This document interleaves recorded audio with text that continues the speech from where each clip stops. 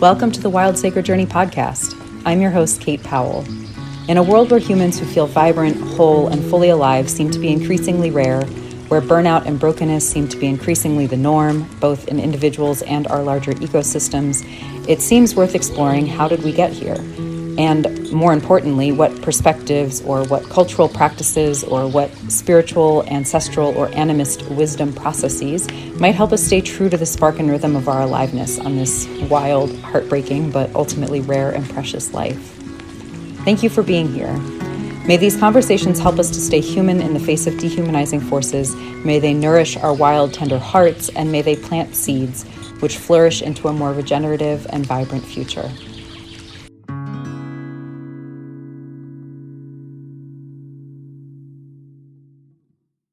All right. Welcome back to another episode of the Wild Sacred Journey podcast. It's been quite a while since I did an episode. And then for a while, because I was traveling a lot, it was easier for me to just do little solo episodes that I could record on my phone just out wherever I was. So it's been a while since I've sat down with somebody. So shake off the the cobwebs. And I'm really excited about this conversation today. I have Stephanie MacKay with me. So welcome, Stephanie. Thank you. It's good to be here. Yeah, thank you. And so we'll just all, as we're kind of dropping into this sort of listening space, to this space where something alchemical will hopefully come through in this conversation. I'm going to go ahead and light our candle, representation of our village bonfire, such as it is in these modern times, and just invite you, anyone listening or watching, to kind of gather around it with us, and just let yourself take some deep breaths if you need to. There is a lot going on in the world right now as we're recording this in early January of 2026. So if you're a sensitive being, your body might be feeling it too. So we don't need to like push that to the side. We can bring it with us around the fire, but just acknowledging that that's there. And there's also kind of this deep, quiet, unshakable space within each of us that we can also bring forward to these times, into this conversation, into this particular moment. So I invite us all to just kind of be with that both and space. And to just kind of, let ourselves rest and receive, as well as kind of let things grow. I just recorded a mini video yesterday about, growth does happen in the dark and in the quiet. And so maybe this is a moment where we're in slow, quiet growth. And maybe that's what this conversation is. That's certainly the energy of this season. So we can hibernate and grow at the same time. And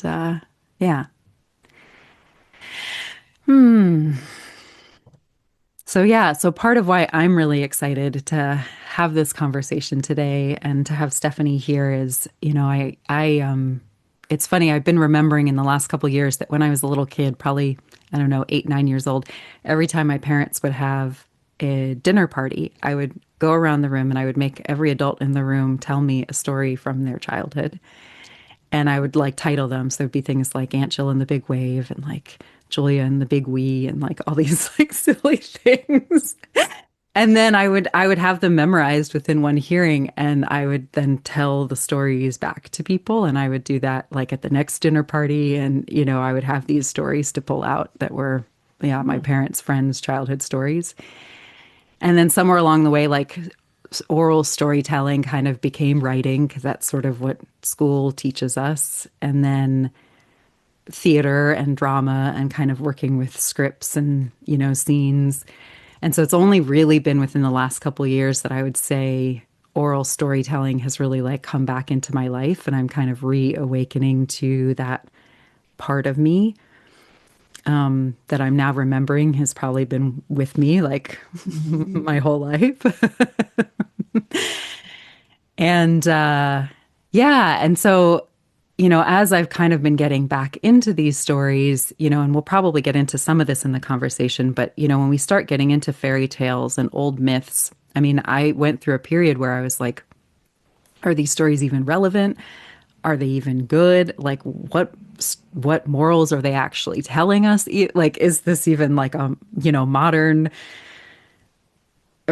relevance, or then occasionally I'd find these stories that were so simple and so unembellished. And there was something in me that could feel that there was like deep meaning, deep medicine in them. But I just felt like I would read them and I just didn't know it was like it was in another language, Hmm. and I was just like reading them and I was like, there's something here, but I like knocking at the door and I can't get it, you Hmm. know? Hmm. Nobody's answering. There's no stirring response in me.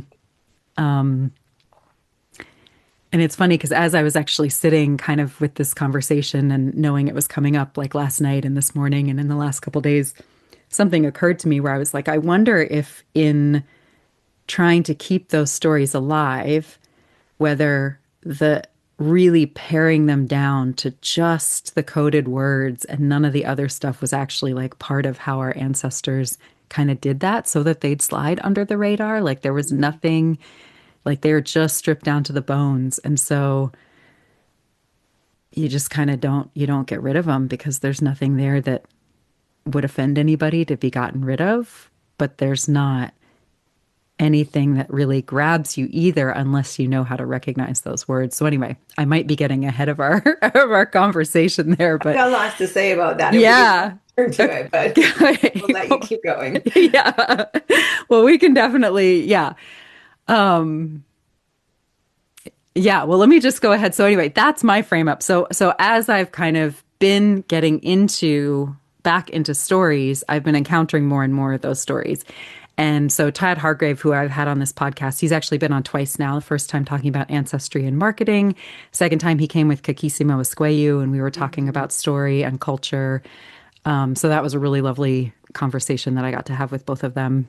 I Hmm. actually recorded that in a empty dorm room in a hostel in Scotland. Um, yeah, that was one of the more recent ones, one of the last few that I've done with somebody else. But anyway, so Tad really recommended Stephanie and Stephanie's work to me, and was actually one of the first people I heard start unpacking a story in the way that he, I think, probably learned from you in many ways. And I was like, it just something in me was like, oh, this is the missing piece.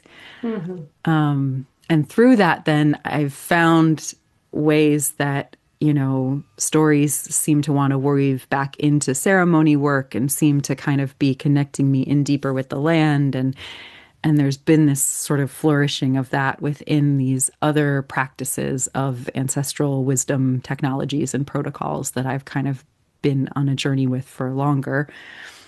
But that those are all flourishing and gaining a deeper depth, like as I've kind of been connecting with the stories and learning this ancestral language that's kind of coded within these stories, the cultural language. So that's why I'm super excited to have Stephanie because Dad always he always says this is his no holds barred recommendation when he talks about you. And he's absolutely right on that front. Yeah, you are really amazing at Hmm. what you do. So Thank you. yeah, thank you. Hmm. Yeah.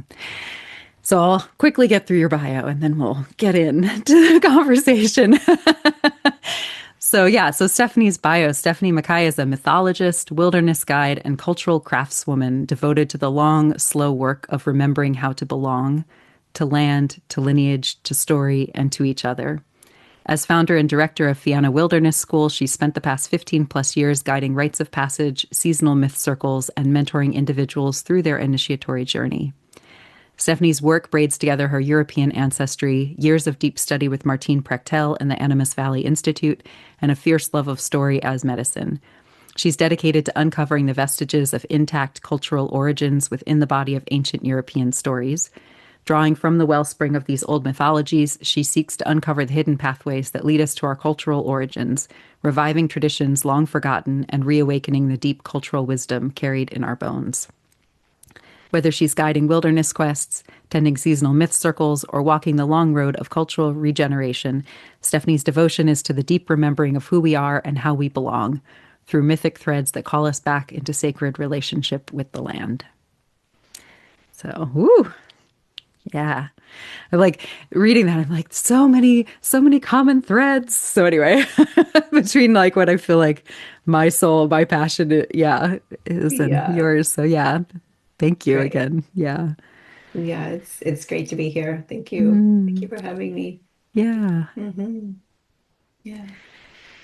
So yeah, is there anything you want to add to that intro? Anything that feels relevant today to kind of yeah, weave yourself in any kind of way, any background or, kind of personal, like, yeah, how you weave into the social fabric of things or how you want to introduce yourself human to human with people. Is there anything you want to add to your Sure. I bio? mean, I would just add, just locating where I am in this present moment. So I'm Mm-hmm. on the land of the Snuneymuxw people in the town that we now call Nanaimo in BC. And I have, yeah, just I'm looking out at Douglas firs and arbutus trees, or madrone as you guys know them, and lots of moss and greenery. And Mm, so it's a deep honor to be held by this land. And I'm remembering deer and bear and salmon and eagle, these ones who are holding a deep presence in the land almost on a daily basis here. mm, Um, yeah, and I'm mostly from these lands. I didn't grow up exactly here, but I'm mostly from these lands, and mm, yeah, have been held by them and blessed by them over and over and over again. And I'm also carrying Scottish, Irish, Germanic, French, Scandinavian ancestry. So carrying all that in my marrow and bones to this mm, moment here with all of you. mm, mm. Yeah, thank you. Hmm. Yeah, that's something I've really been feeling. I was saying before our call, in the last 2 years, I've spent a total of like 15 months outside of the US and I do have Irish ancestry, Welsh ancestry, and then in the family lore, I have Scottish ancestry, though we haven't found specifically like who or where that Mm. comes from yet. As well as then I have sort of East German slash Polish, like the spot of land has kind of gone back and forth between those two countries a bit. So Hmm. ancestry and yeah, also some English and some Italian woven in there with all of it. So yeah, I hear you on that kind of this like quote unquote like North American mutt, kind of like that, that hybrid. And but Yeah. then also, most of my ancestors emigrated to the US in the late 1800s, Mhm. kind of. And so there's also then this sense, yeah, we've been here on, what's currently called the US, Turtle Island, if we want to call it that, for 5 generations now, pretty much all of my ancestors, so, and I worked on farms for a while in this area and have really built up a connection to the land here in different ways. So it's interesting kind of straddling those spaces and holding the complexity of, that where do we locate ourselves, Mm. you Yeah. know? And then once you start getting into kind of the other world and into some of these more like subtle energetic practices or, then it's like, do you start, feeling these weavings in of like beyond human or beyond Mhm. earthian lineages sometimes for people feel that, and like suddenly this idea of location becomes just such a thing. I don't know, like, or a non thing, maybe as it might be, a complicated tapestry. It's very complex. We are definitely complex beings with lots of layers. just as the stories are. And I think that's part of um, what we learn from engaging with the stories in this way is actually how to hold complexity Mm, and how to hold multiple layers as equally true all at the same time, even though they can appear to be contradictory. Um, and I think that's revolutionary against empire is to mm, hold complexity. Empire wants to mm, narrow everything down. Empire wants things to be black and white. mm, That you have this identity and you're not allowed to have any other identity. And so I think it's an important thing for us to speak to the complexity of who we are and where we are and how we locate ourselves within that complexity. mm. Yeah, it's because in, oral tradition cultures, y- you had to store so much complexity and wisdom in Yeah. such simple ways in order to transmit it. And so I think I have this suspicion, like we've been sold this story that our long ago ancestors were simplistic and evolution has only been good and we're the pinnacle of like what the species has ever been in this day and age. Hmm. And yet, if we grow up swimming in the waters of empire, that informs like how our brains are wired, how our language, you know, flows, all of that stuff. And so the part of us that I think can hold complexity is rapidly atrophying the more Yeah. generations we spend under empire. Yeah, absolutely. Yeah. Mhm. And and there's neuroplasticity Yeah. wonderfully. Like, Yeah. thank you, neuroplasticity.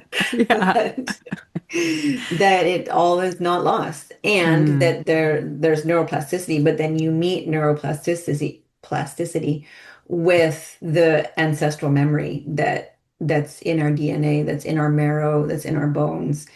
And we all is not lost. We mm, have a lot going for us still, and we just have to participate in it.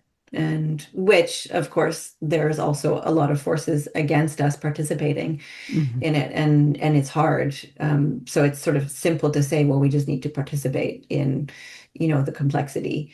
But we are fighting against a big force that's trying mhm, to eradicate that complexity. mhm, But yeah, here we are. We're doing it.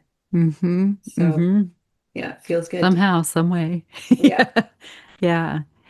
So, yeah, so I kind of want to start, I think, with this idea of stories, Hmm.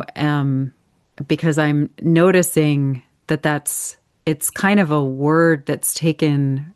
I was saying to Stephanie before we started recording, I think I saw something, I don't know, within the last couple weeks on that, like LinkedIn having storyteller in your bio on LinkedIn, like, I don't know, was like 37, made you 37% more hireable or something. I don't remember the exact numbers, but, it was something, it was talking about how, yeah.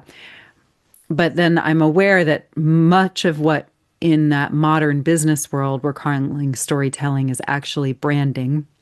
And it's actually probably more along the lines of like propaganda, right? It's like, how do we tell the story of this business in a way that makes people want to buy from us? And, instead of like, which is a form of commerce, of marketing.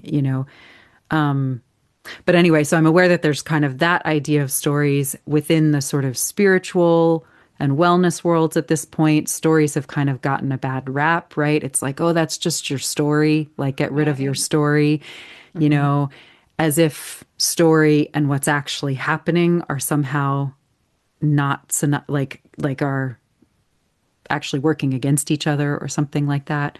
So, Hmm. in the kind of, I'm aware, I'm tracking that like there are these different spheres in the world where story is kind of becoming this big word, is this word that's still there, and yet that's not what we're meaning when we're talking about story. So I kind of want to, yeah, what does story mean to you, or what do you mean by story, or what stories are you kind of engaging with, or yeah, what Hmm. is Yeah. how would you Great respond to that? question. Yeah. Yeah. I think, yeah, there's all different kinds of stories. So I think that's just the important thing to hold when we talk about story is that story is one word that has a whole bunch of roots, Mm, or branches, depending on how you want to look at it. That, yeah, you can make up a story, you can live a story, you can get rid of a story, you can, craft, design a story. There's all different kinds of stories depending on the sphere, or the paradigm that you're in. What I'm specifically in relationship is mythologies.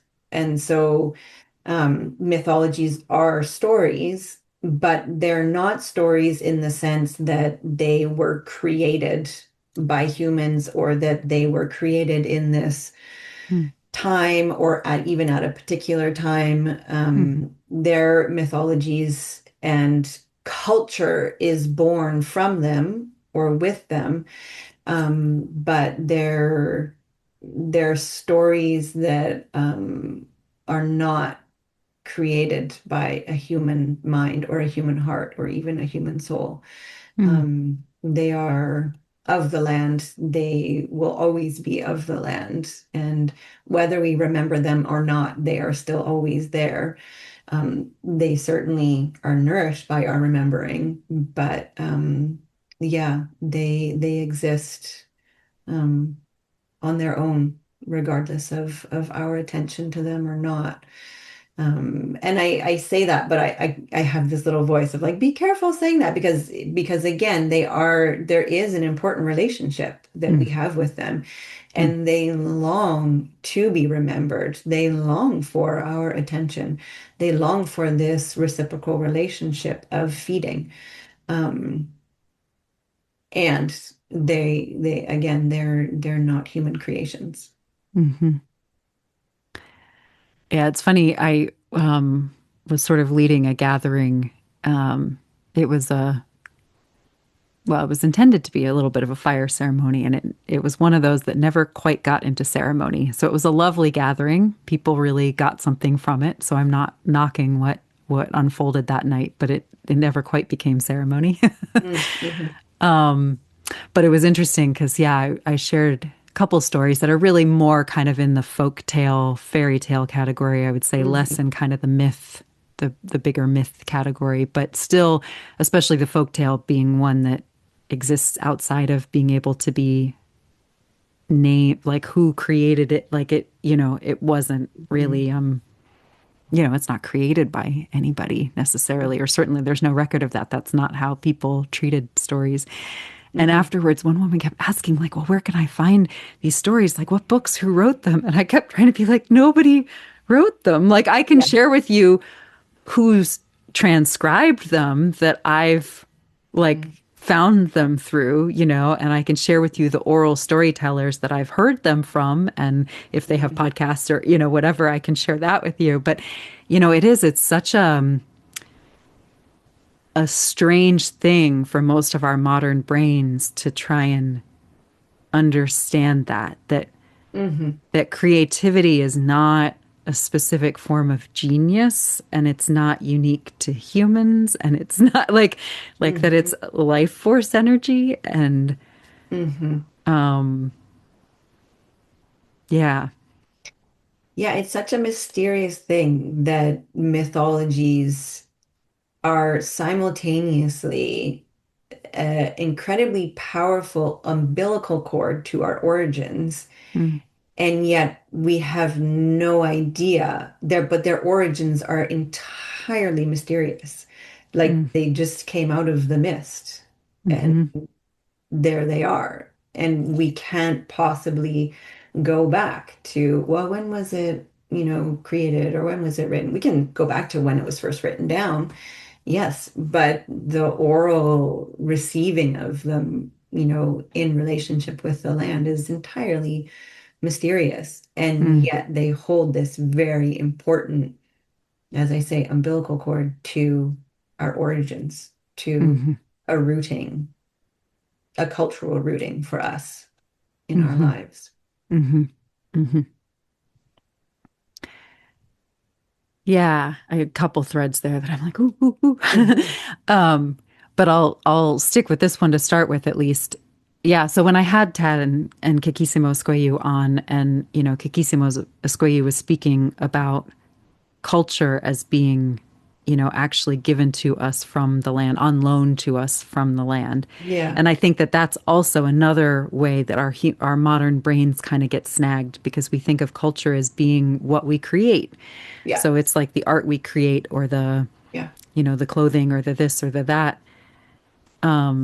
So I don't know if you have anything you want to add to that or anything, because I think you're using culture in kind of a similar way there. And again, just to kind of invite that some more defining of culture, because I think people For listening, sure. yeah. Yeah.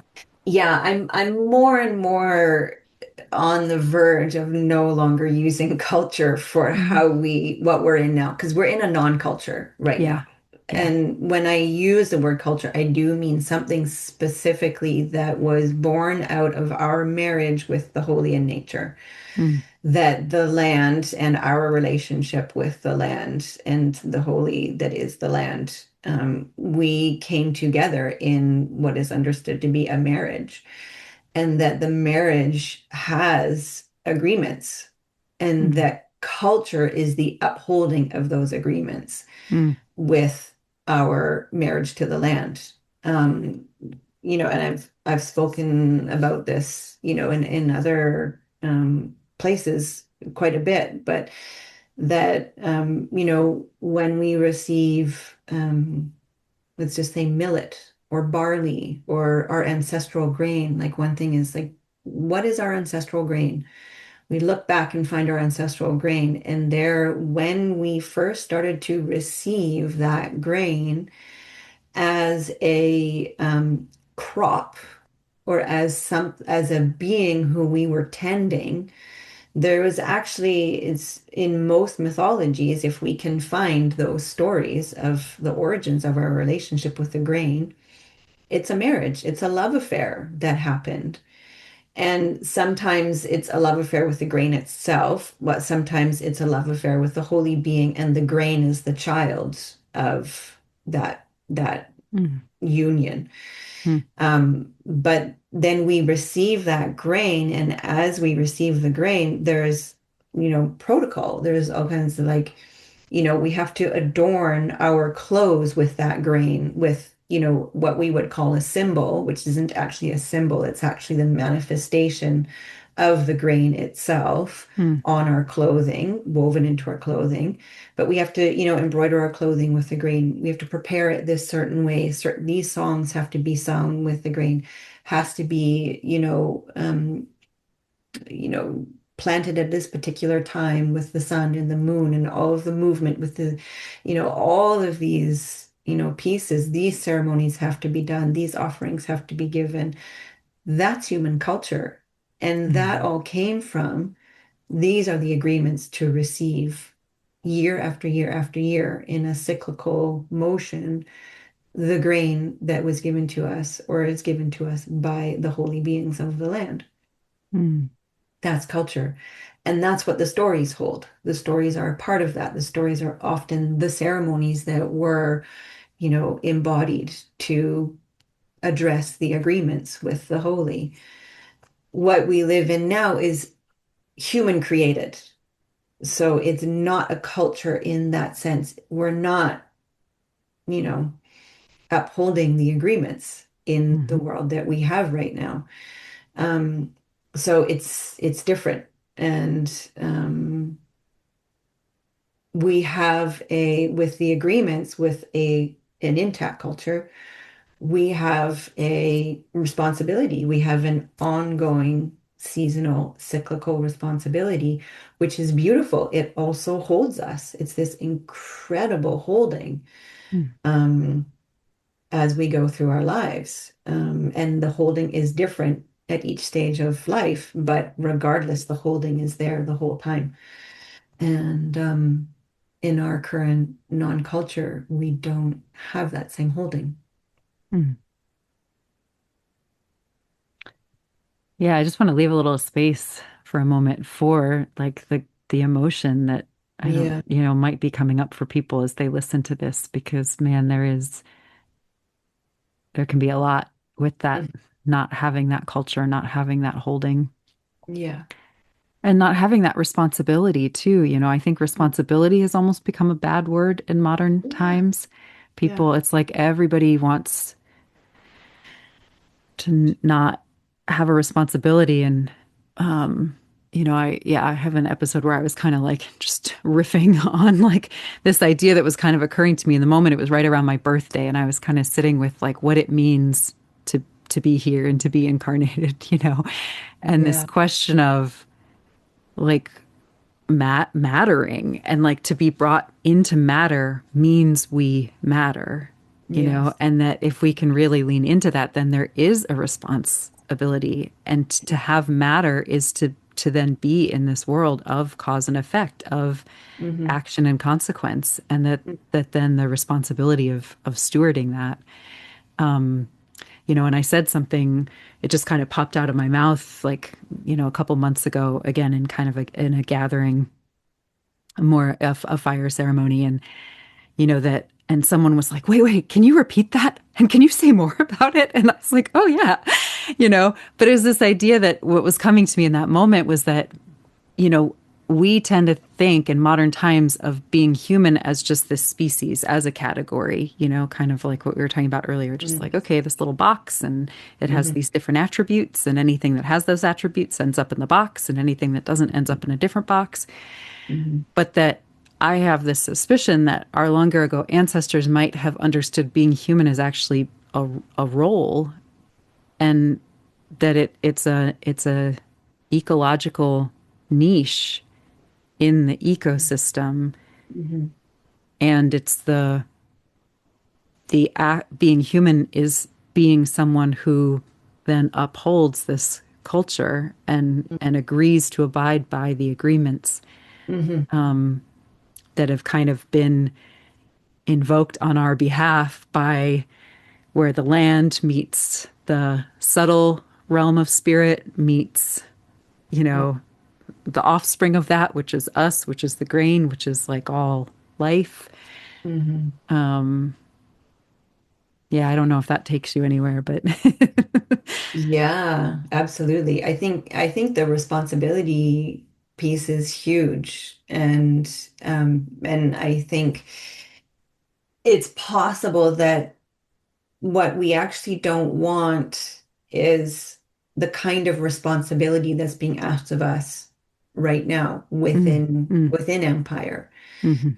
I think we actually deeply long for responsibility, but there's a certain tethering to empire that might be what we're possibly, if I could say, rebelling against responsibility. There's a huge push for freedom. We want to be free. Yeah. And I'm not sure if I'm going to remember this quote exactly, but I remember in session with Martine one time, he said, everybody wants to be free.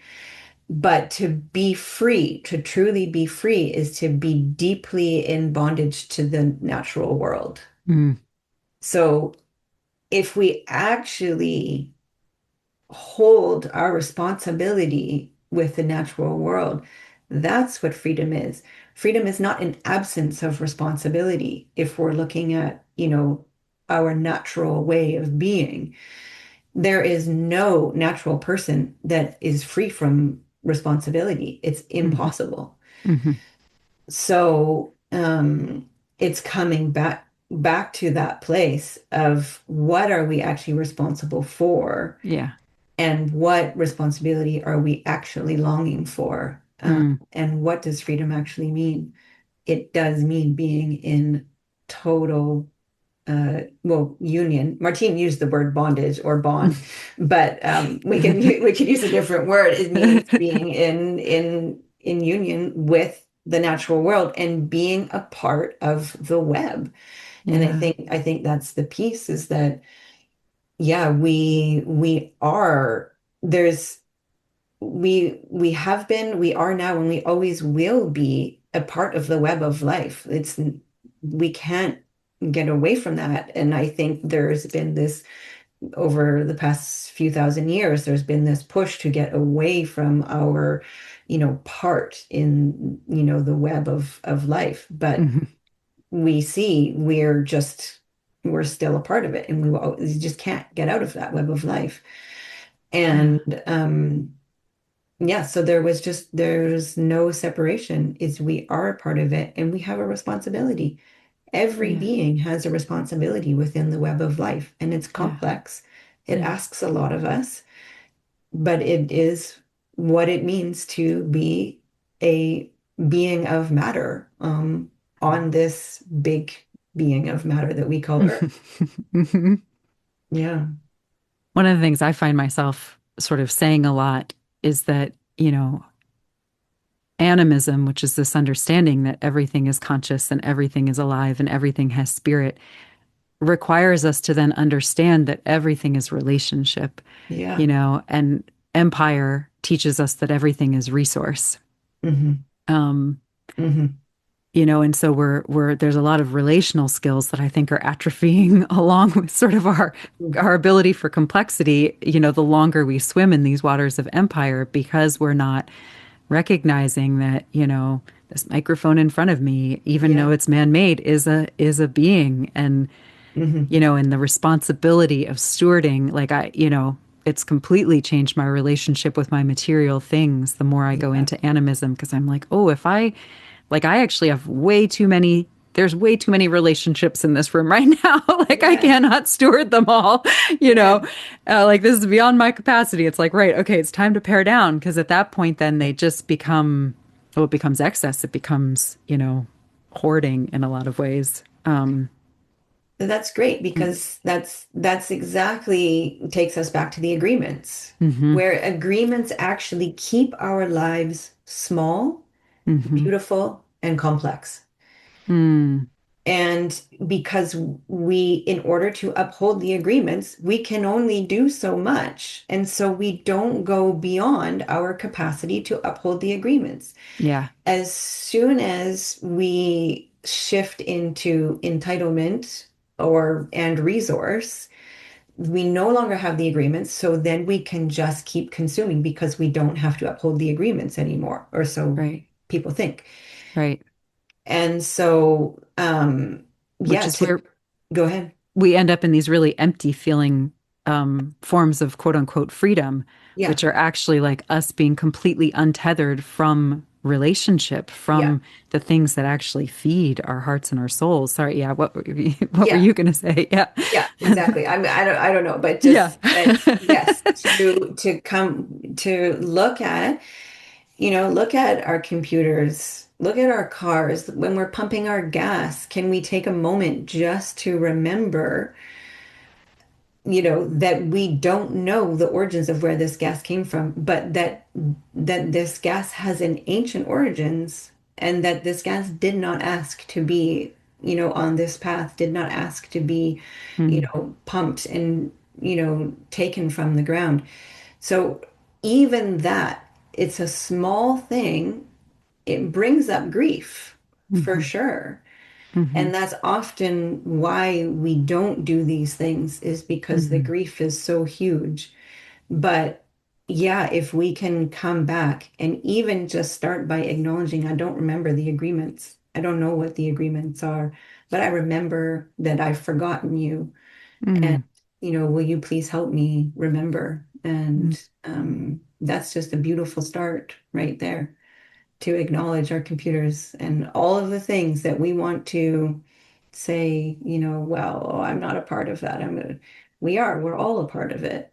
Yeah. And it makes a difference. Yeah. And it makes a difference to our own soul as well. It makes a difference to the beings that we're in relationship with. It restores relationship, and it actually nourishes our soul to remember the silicon that's in our computers, Mm-hmm. or whatever Mm-hmm. it is. I don't even know these days, but Right. Yeah. thing. Yeah. Yeah. Yeah.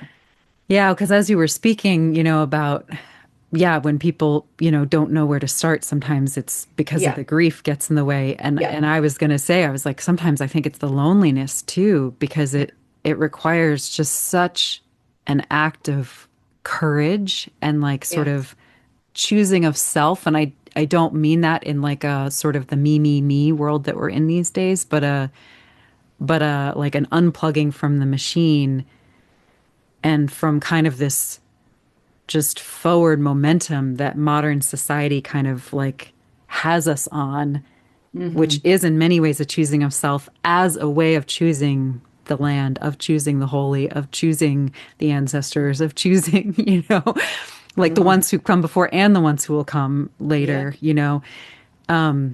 So it is like yeah, it takes courage, I think, to make that choice. But, you know, some of what I was hearing too, as you were kind of finishing speaking, is that reminder that, you know, part of why it feels so scary to kind of unplug from the collective, even if the collective is madness, is like our nervous systems are so wired to need belonging, to need community, Yeah. to need co-regulation, and to remember that the biggest nervous system we have to co-regulate with is actually that of the land and Yeah. that of the holy. Yeah. And that, you know, sometimes it helps to remember that even if we're doing things differently from most of the people around us, that doesn't mean we're alone, you Hmm. know? Hmm. And yeah, I have a yeah, cute little story if yeah, indulge me for a minute. please. This was years ago, maybe back in 2011, and I was going through a very gigantic transition in my life, leaving my career and Mm, my, of 13 years, my relationship of 13 years, mm, um, and I had moved to Gabriola Island and I was new there and didn't really know. So I was very alone and I was in a deep dive of transformation and what essentially was the start of my initiatory journey. mm, And I was incredibly lonely, even though I needed to unplug. I was a video designer at the time. It was my mm, previous life where I was in, yeah, the world of media arts. Um, and so I had literally unplugged, yeah. from so much. And I Yeah. was, yeah, and there wasn't anything to catch me in the non-culture. There was no, Yeah. and even within my community, I didn't have a community. And I was sitting outside. Thankfully, I was in a beautiful place, with land, around me. I was just sitting in the grass and feeling this deep ache in my heart of who Mm, are my people and where are my people? And I'm so terribly alone. mm, And the tiniest little green bug landed on my finger.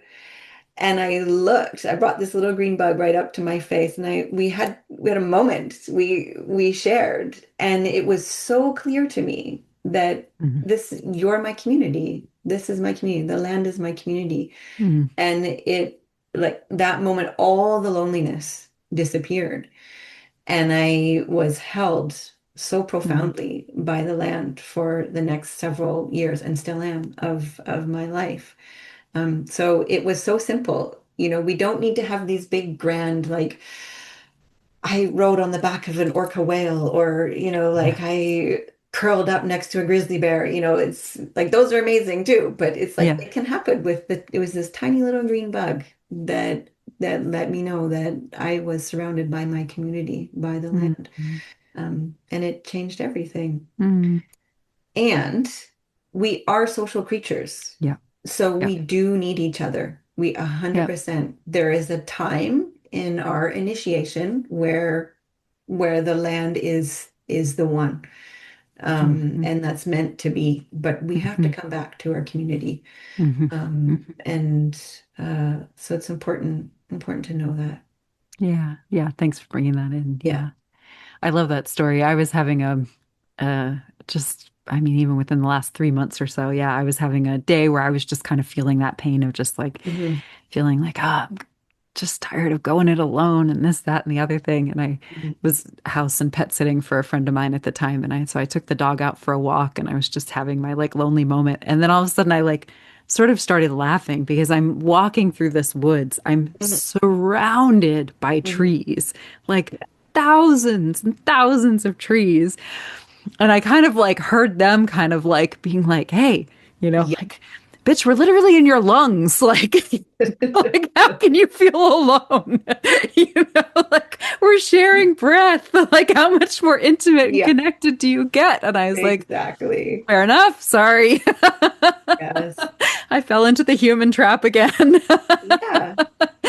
Yeah. Or the modern trap might be a more accurate way. But Yeah. yeah, to think we're isolated, and you're right that we do still need humans, it's Yeah. um yeah. Were you gonna say something?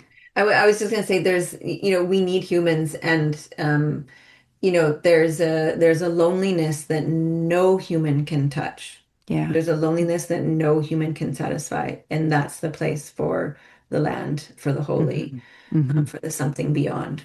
So Mm. we are designed, Both. we are meant to have both. Yeah. Yeah.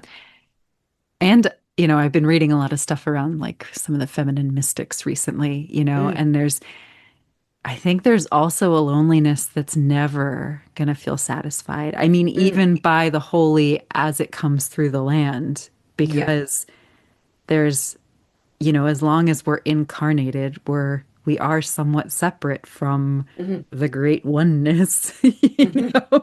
And Hmm. so I think there's also a loneliness and a longing that I think as humans we're just never going to not feel Yeah. until we die and are returned again, perhaps, to that Yeah. oneness. And then we'll incarnate again and feel it again, and just Yeah. cycles of rupture and repair over and over. Yeah. Um, yeah. Yeah. And I mean, I would hold it, not so much as like a rupture and repair, but just that there's a purpose to that longing. Mm, hmm. So if we Hmm. cannot grasp the holy, we cannot Hmm. hold on to them. As soon as we try to grasp the holy, they disappear. Hmm. And so we're meant to have these moments of profound connection with the holy, with the land. Um, and and then we come back to, our sort of middle world day-to-day consciousness or experience of relationship, because the longing has a purpose. We're supposed to feel that longing. So yeah, I agree that we'll never be without longing. Hmm. But we have moments of union and the longing completely disappears. Hmm. But then that Yeah. union is ephemeral. It's not supposed to last, or we're Yeah. not supposed to possess it. Yeah. And so that longing is there, as nourishment. It's the space in between where we long for the holy and the holy longs for us, and the space in between is life. Hmm. And we need that life. Mm. Mm. So that feels like a beautiful segue to the third thing, which is something that I kind of wanted to, because that's kind of what you're pointing to there a little bit, Yeah. is this idea of the third thing. So, yeah, Mhm. first off, to invite you to kind of speak a little bit to this third thing, because I know in my work, I often talk to people about the and space, or sometimes I call it the third thing, but, kind of this, I think it's helpful for holding complexity, Mhm. and for kind of, yeah, making some sense of sort of the challenges and the beauty of sort of this human incarnation. Mhm. But I also then have this personal curiosity that I've been kind of letting tumble around a little bit, and this links back a little bit to where we kind of started the conversation with this sense of, I almost wonder whether we're in a time, I mean, not that third thing hasn't ever been relevant, but it almost feels like we're in a heightened age of third thingness, in the sense that, we of European settler colonial descent, right? Like we can't claim that we're Italian or Scottish or Irish Yeah. or whatever, because we're Yes. not. Yeah. And even though my ancestors 5 generations back have been on this land, Hmm. You know, this is not necessarily my land to claim either, although I have built a relationship with it and she and I have come to Hmm. a sort of agreement, you know. And I think lands can kind of call us and claim us Hmm. whether we are from there or not, Hmm. particularly if we then, you know, approach with protocol. Yeah. But yeah, but kind of this like there's this, you know, and we're kind of standing between, we sort of, you and I were talking a little bit before we recorded about sort of the being sitting on top of things and the different things that we're sitting on top of. And so I kind of feel like maybe some of humanity's challenge right now is that to really embrace this third thingness, that something new is being birthed Huh. through us because we're sort of holding the tension between all this like not being able to claim belongingness actually Hmm. to any one thing or to any one place or to any one people. Hmm. Hmm. So yeah, that's kind of anyway, I know that's a lot, but yeah, so maybe we start with what a third thing is, but then For that's sure. kind of where I'm kind of holding, yeah, holding Yeah. some of that question. Yeah, Yeah, yeah, yeah. This is great. Yeah, yeah. And it's a big topic. There's it lots in is. there. Yeah. But yeah, essentially the third thing is what is created by the tension between the one and the two. And so, if we have essentially, if we look at binaries, there's a lot of conversation about binaries right now, and I have also talked about this in other places, but binaries are necessary for life, but what's happened in the current non-culture is that we've tried to make the binaries the only thing Hmm. and wipe everything out that's in between. Hmm. So another way of looking at it is polarities. So we Hmm. we have to have polarities, but the job of the polarities is to hold the extremes, which creates all of this immense space in between for the third thing to live or be created, Hmm. or to for all of diversity to exist in between the polarities. And we can simply look at the natural world and know that we require tension for life. We can look at our bodies and Hmm. we know that tension is required in order to keep us upright. We need tension. So if we yeah, and the way in which, when I say tension is what creates life, my body has the capacity to move and be animate because of the tension. Hmm. If my body lost all of its tension, I would fall into a crumble of goop, Goo. Yeah. And there can be some pretty amazing goop out there, but I'm not going to be, the life that I am, at least without tension. And so tension is what creates this body and my capacity to move through this world. Hmm. Um, and so when we come up against, if we're looking at eras or paradigms or whatever, if we're looking at our ancestry and then could we call it modern culture, and what holding the tension between the two, where we can't locate ourselves in, you know, the current culture that we find ourselves in because it's wrought with all kinds of things that don't feel right for us.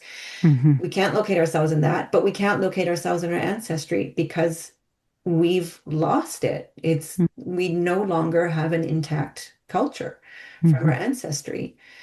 Um, so then but we hold the tension between the two. And Martine would say, sit in the discomfort long enough for something new to appear. Hmm. So if we can hold these two, not fully locating ourselves, or again, being, a newcomer to this land or a settler or, from colonial descent, we we do not belong to our ancestral countries by, the understanding of a settler, we don't belong to this land. So where do we belong? How do we belong? If we hold the tension between the two, um, then yeah, the third thing, this regenerated culture will appear. Yeah. It likely is not going to appear in our lifetime. Mm, This is not for us. We're doing this for a time beyond our own mhm, because you can't regenerate a culture in one lifetime. Or maybe some of us have parents who have been participating in this, or maybe even grandparents. Still, you can't regenerate a culture in 3 generations. It's going to take a very long time. So we have the immense task of sitting in the tension and not collapsing to either mhm, side.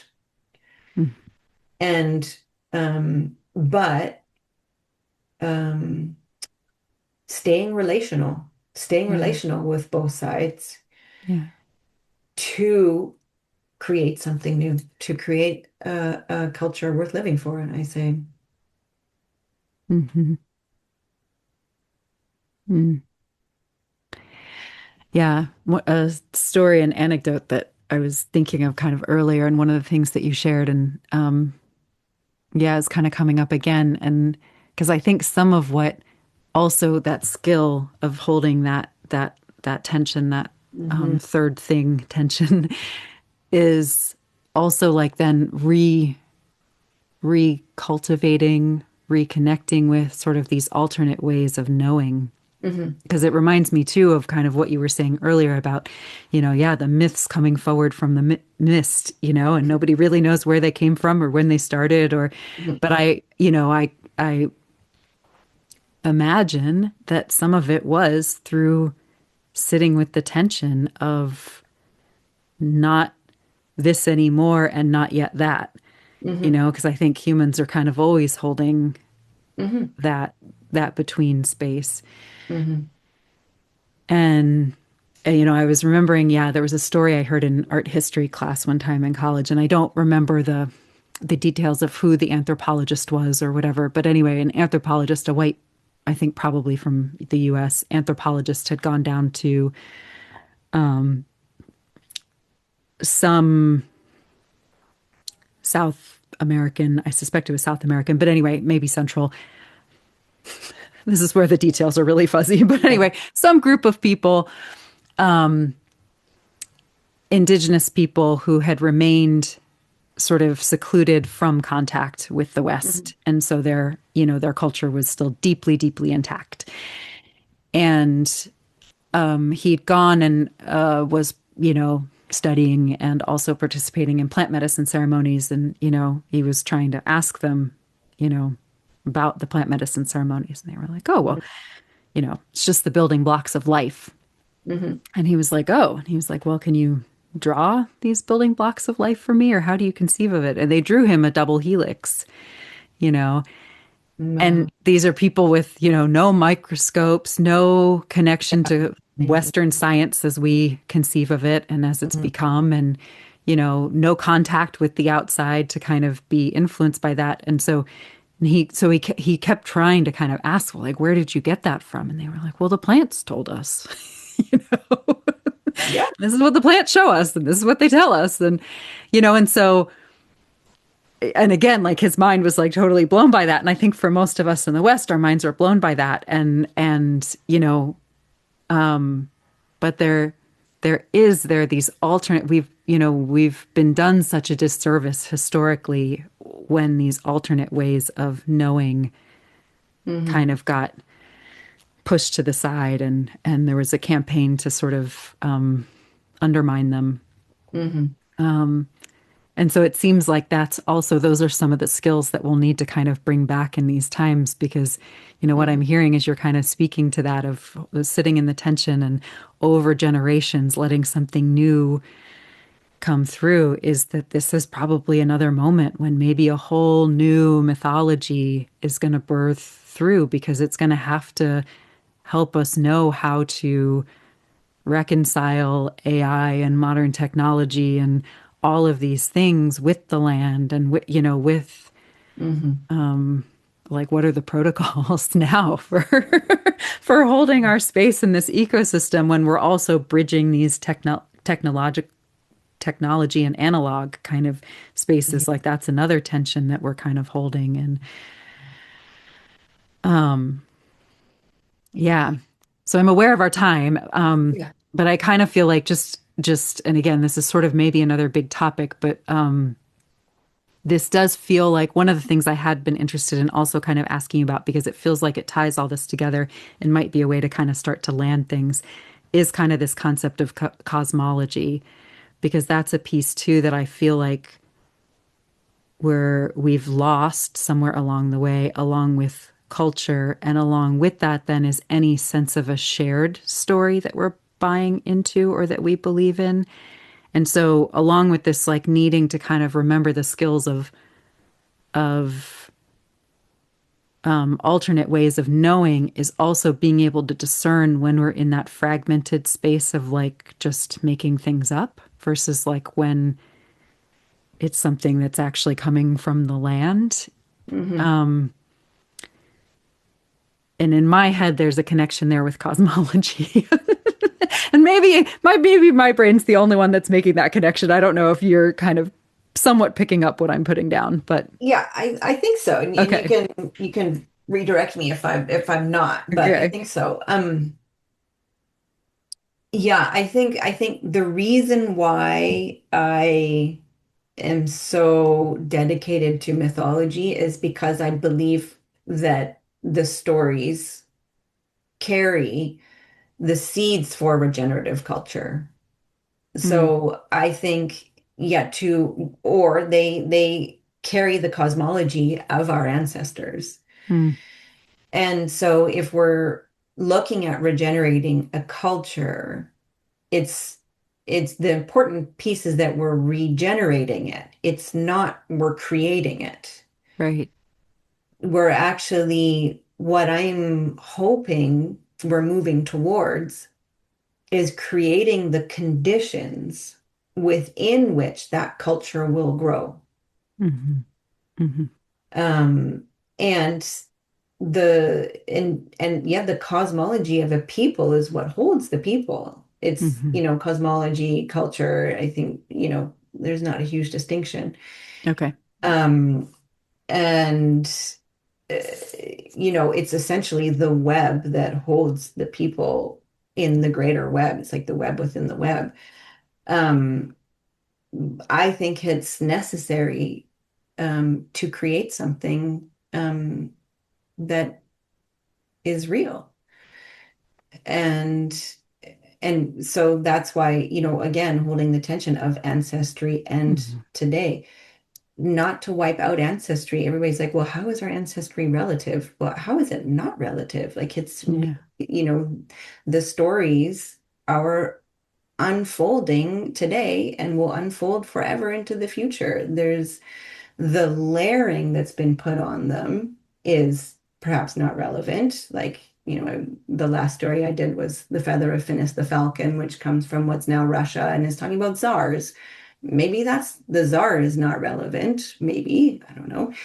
But the whole journey and relationship with the holy and grief and remembering and that's all 100% relevant and Hmm. necessary for um, the reconstellating of a people. Hmm. Did that what was that? Yeah. Yeah, because I think yes, I appreciate because yeah, I think cosmology, that idea of like the story of where we came from. And so based on Yeah, your definition of culture, that's kind of that. And again, I think in yeah. modern times people think cosmology, it's science, it's the Big Bang, it's those sorts of stories. And it's not that. Hmm. But there's something to me that feels really malnourished in our whatever modern stories we tell ourselves about how we came to be and what that means. There's some big piece or pieces that are missing. And I think the stories are not different from the science. Right. If when we look at creation stories, Yeah. they're not different. They're No. basically exactly the same. Yeah. And so, this is what I actually love about, science is great. It has its place. Hmm. Basically, what it's putting is making tangible and measurable what, mythologies and, the land and the people have always known. And so, yes, to have an origins is important to understand our origins, and to understand the origins of the beings around us is important. Mm. Um, and it's all there.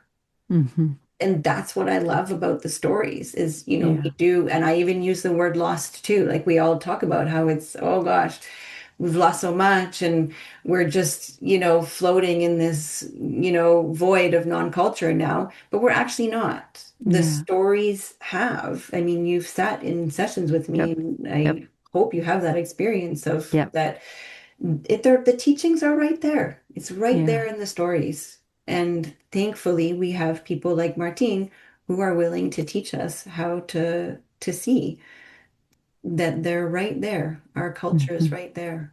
It Hmm. just needs the conditions to grow. Yeah.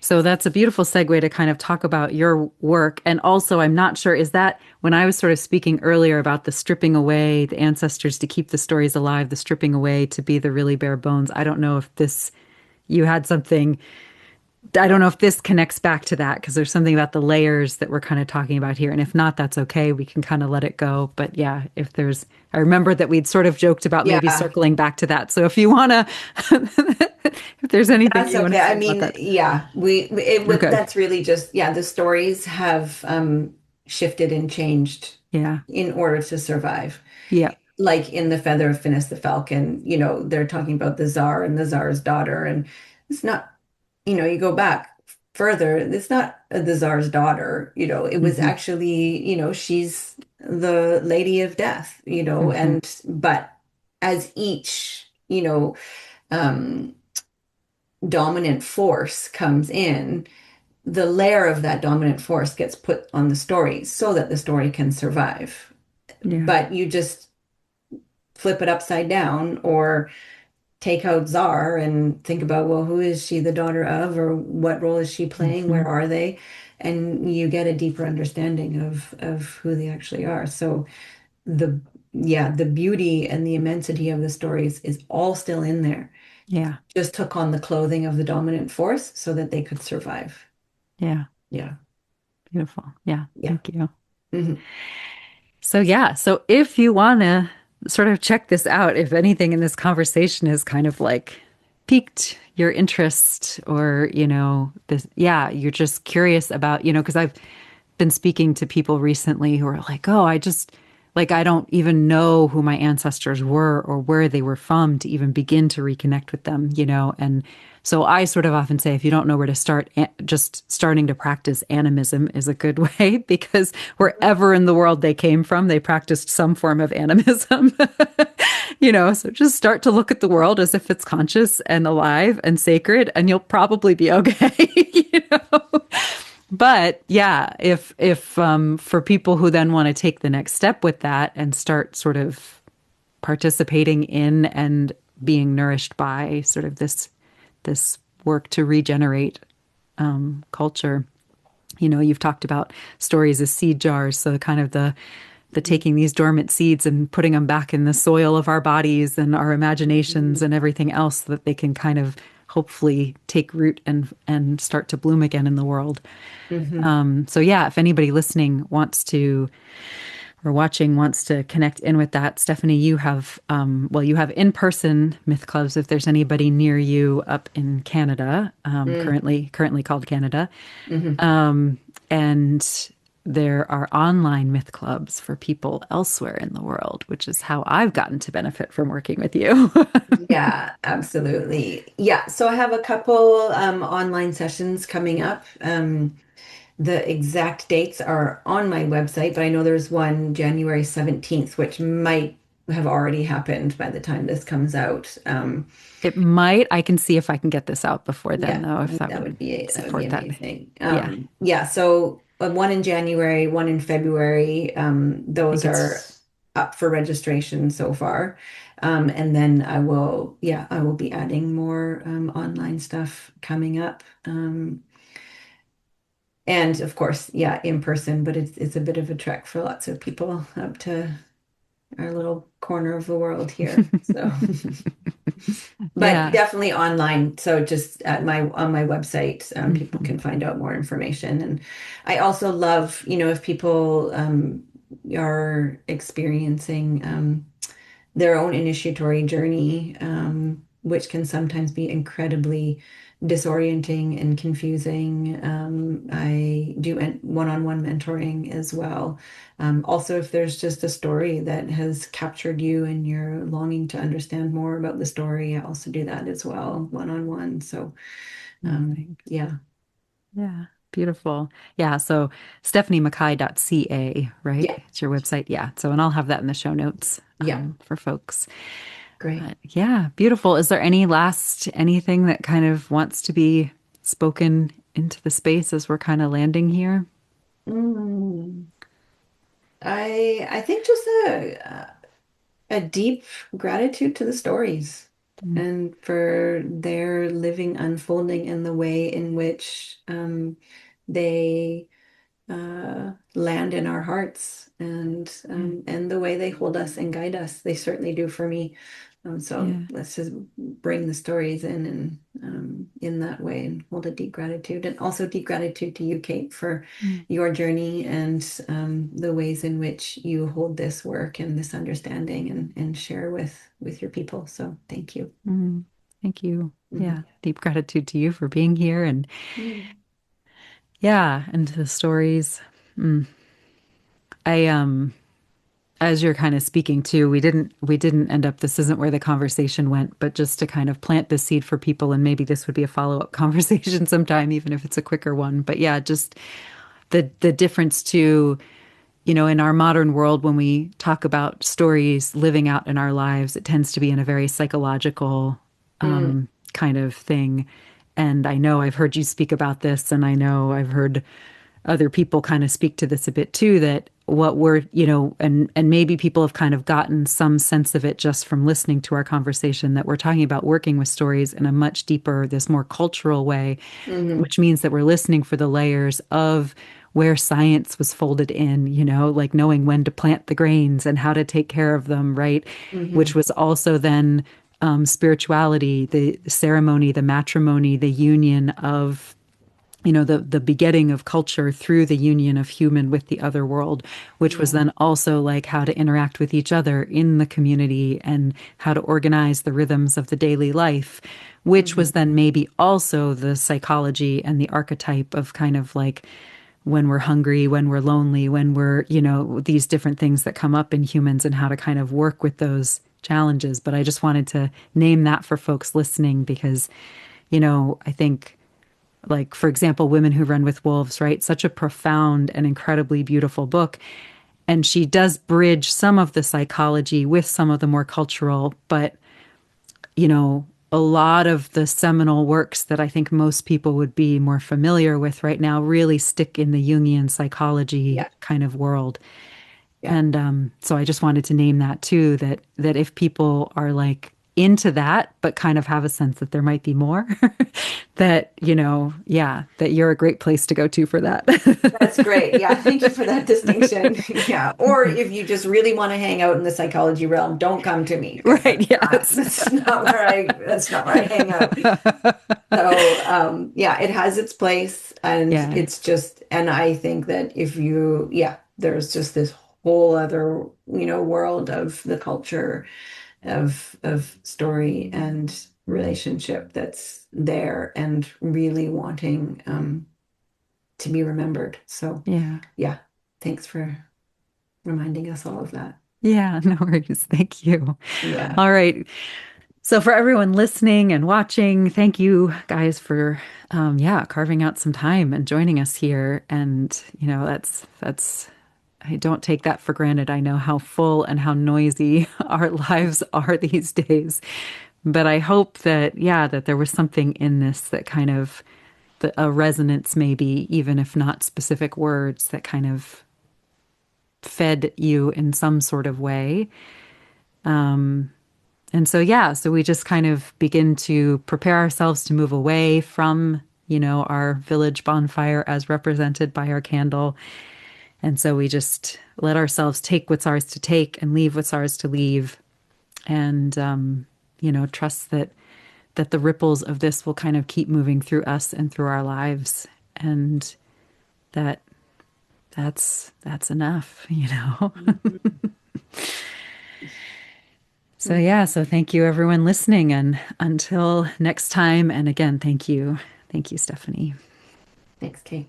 for your presence and the presence of the stories that you bring with you. Absolutely, my pleasure. Thank you.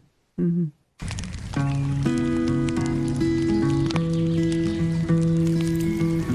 Thank you for tuning into this episode of the Wild Sacred Journey podcast, a humble offering on behalf of our collective humanity, our ancestors, and the thriving of the entire web of life.